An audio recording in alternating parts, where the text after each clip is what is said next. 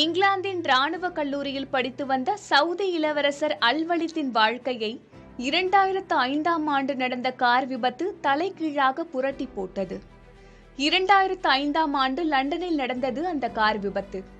சவுதியை நிறுவியவரான மன்னர் அப்துல் அசிஸின் கொள்ளு பேரரான அல்வலித்துக்கு அந்த கார் விபத்தில் தலையில் பலத்த அடிபட்டு சுய நினைவற்ற நிலைக்கு சென்றார். இதன் பின்னர் மேல் சிகிச்சைக்காக ரியாத்தில் உள்ள அப்துல் அசீஸ் மருத்துவ நகர் மருத்துவமனையில் அனுமதிக்கப்பட்டுள்ளார். உயிர்காக்கும் கருவிகளின் உதவியுடன் அவருக்கு தொடர்ந்து சிகிச்சை அளிக்கப்பட்டு வருகிறது. என்றாலும் இதுவரை அவருக்கு சுயநினைவு திரும்பவில்லை என்றாலும் தன் மகன் குணமடைவார் என மன்னர் முழுமையாக நம்புகிறார். இதனால் அல்வலித்துக்கு உலகில் உள்ள எத்தனை உயர் சிகிச்சைகள் உள்ளதோ அத்தனை உயர் சிகிச்சைகளையும் மருத்துவ வல்லுநர்கள் அளித்து வருகின்றனர்.